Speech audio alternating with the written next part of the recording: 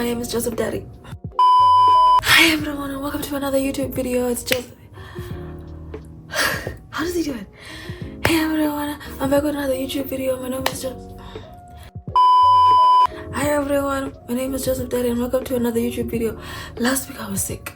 This week I'm sick and tired. Hi everyone, my name is Tumai and welcome to my YouTube channel. In this series that I'm still kind of struggling to find a name for, but I have decided to start maybe documenting my life and my journey as I study biomedical engineering at the University of the Witwatersrand. And I have been doing some short videos on TikTok for maybe about a year, maybe a little over a year now.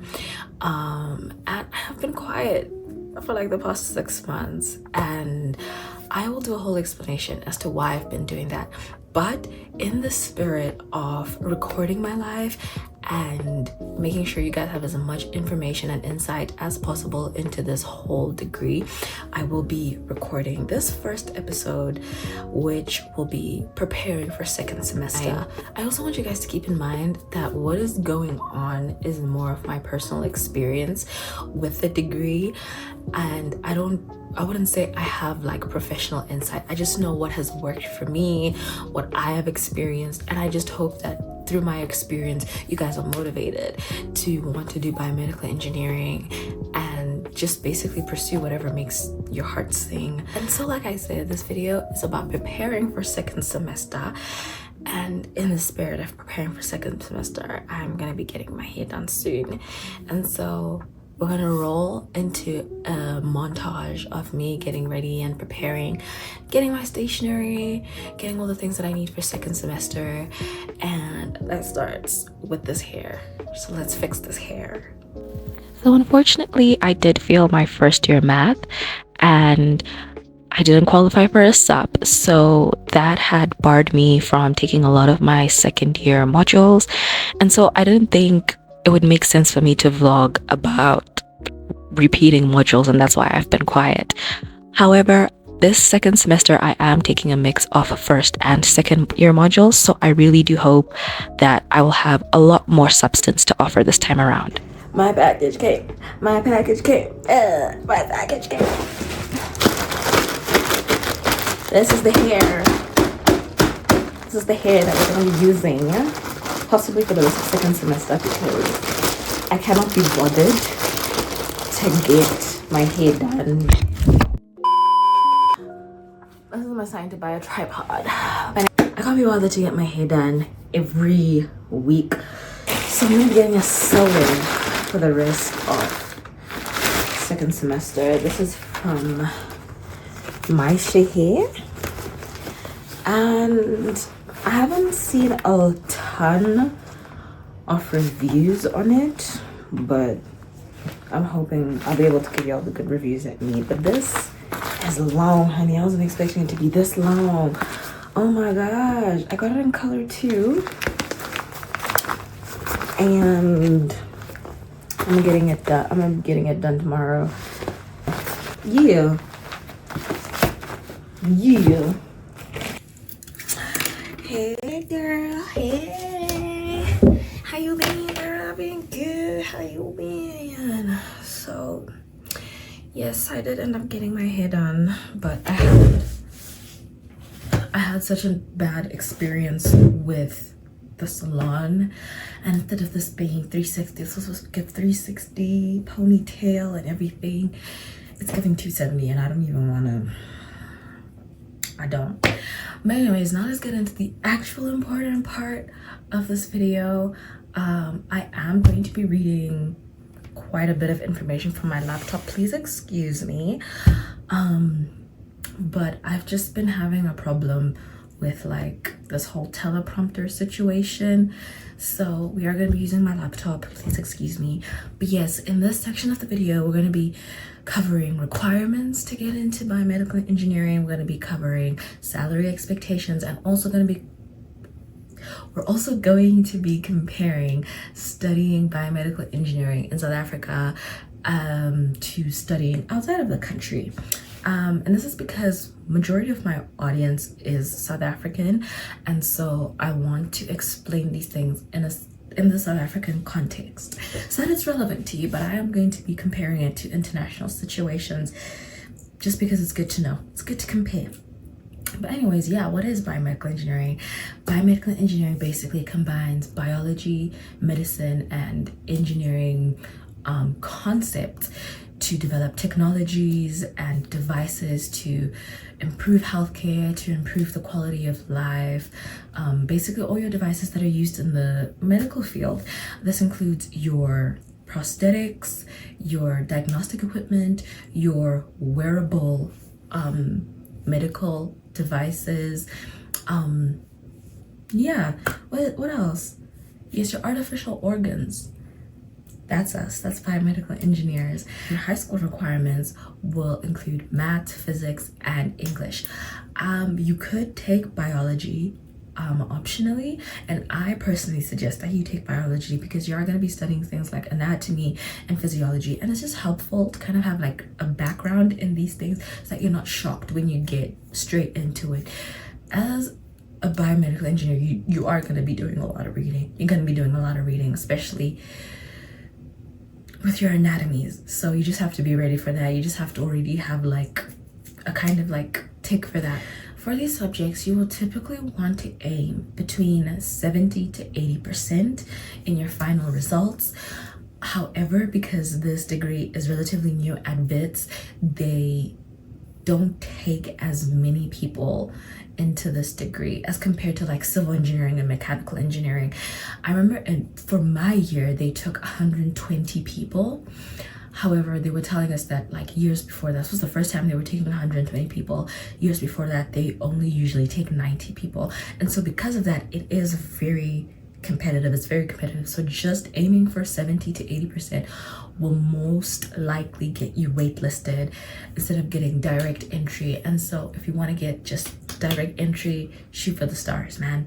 So now let's look at the degree path at WITS, because they don't offer the degree as a professional degree. They offer it as a pre-professional degree, which means at the end of your 3 years, you don't graduate. And so you have two options. You have two options. You could go into medicine, and like after your 3 years, you go into medicine and you would become a third-year medical student. However, for most people that just want to be biomedical engineers, they're not trying to use BME as a way to get into medicine. If you just want to be a biomedical engineer, most people, they do an extra 2 years in electrical engineering.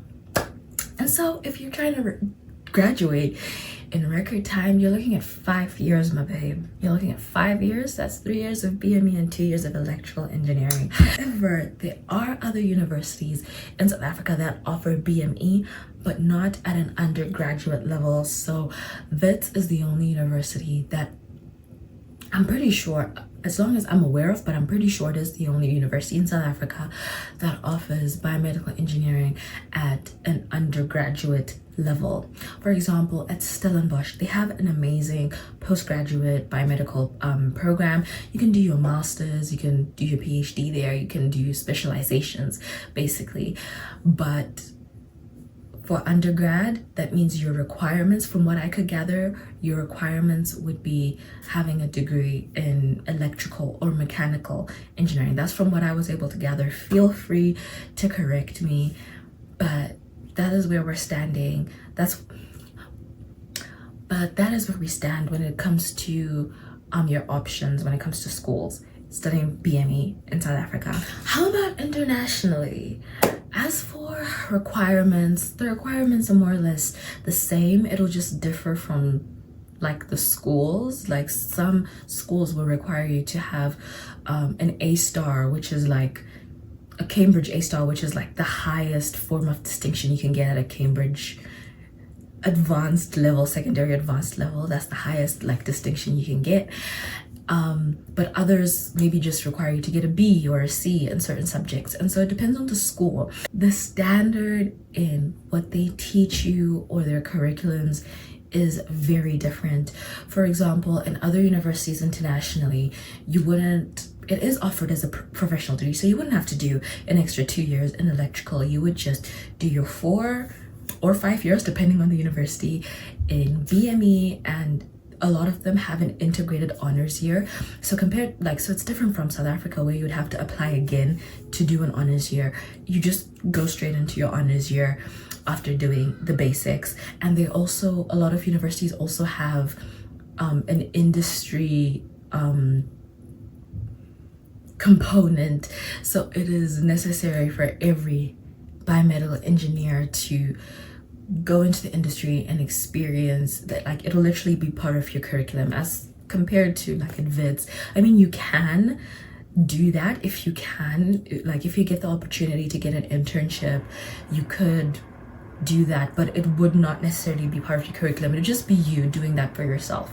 Still speaking on their curriculum, so in a lot of other international universities, you would have them teaching your first year students more advanced anatomy and coding and working with 3D printers, whereas at VITS, these are not things that you'd really get into until your 3rd year, and some of the things you won't really get into at all, because the technology and the funding, it's different. The labs, the resources, they're different, but that doesn't necessarily give you a disadvantage. This just means you'd have to work a little harder at having initiative. That means you would more likely have to do your master's in biomedical engineering, probably at Stellenbosch, so that you can specialize, compared to maybe at other universities where they got the opportunity to specialize in their 3rd or 4th year. You would have to go on to do your master's to be able to do that, and you would have to take the initiative into looking for internships, to be exposed to the technology and to the industry in general, where these are things that are more integrated naturally into your degree in other schools abroad. So it honestly just goes down to taking initiative. Don't mean this doesn't mean it makes you any less qualified. All you need is just more exposure to technology and the industry in general. I was going to go into detail. I was debating going into detail into biomedical specializations, but I realized it was going to be so long and I don't want this video to be very long. So I'm going to make another video probably shortly after this one on specializations that you can do, and what your responsibilities would be, what your main skills would be. Like, when I say main skills, it's like as you're studying, you have certain things that would be like coding, there's materials, there's mechatronics and stuff like that. Some biomedical engineers would have to pay more attention to mechatronics as compared to your coding or something like that. Like, I think, my personal opinion, I feel like someone who's designing an MRI machine would not really have to pay as much attention or have to specialize in mechatronics as someone who's doing prosthetics. I hope that makes sense. But yes, if you want more information on that, there is going to be another video.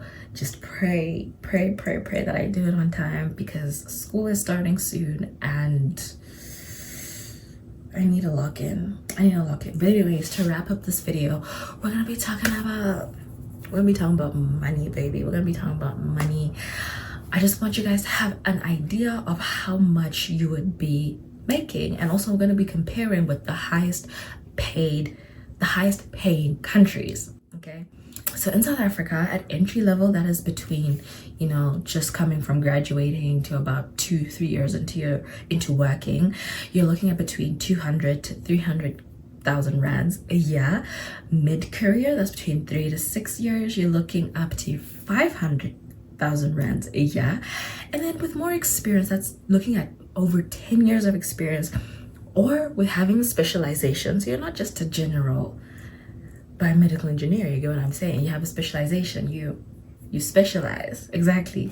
You're looking at maybe a little over 800K a year. There are some exceptional cases where some are being paid over 1 million rands a year, but I don't want to like drive that because it's not like all of us are going to be earning that. So I just wanted to give you guys more of like a realistic picture of what you can expect after you graduate or once you do your specializations and so on and so forth. And now let's look outside of South Africa. I'm going to look at our two highest paying countries, which are the United States of America and Switzerland. In the USA, you make an average of 1.7 million rands a year, and that's average. That's your average biomedical engineer. So I would say that would be more mid-career. So don't expect to be making 1.7 fresh out of college. It just doesn't work like that, and it's okay. It's okay, it doesn't work like that. But yeah, maybe like when you're mid-career, you'll be looking at 1.7 million rands a year. This was like converted into rands, but you can also, I think that's about 96,000 US dollars, which is enough to live more than comfortable. It is more than comfortable.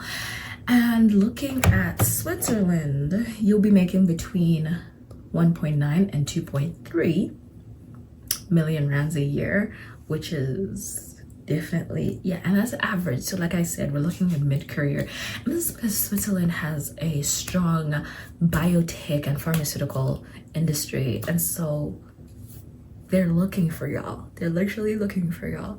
So I hope that this video just gave you like just some basic information that I hope will be useful. I'm not gonna lie, I was struggling to film this. I think I filmed this 3 or 4 times now.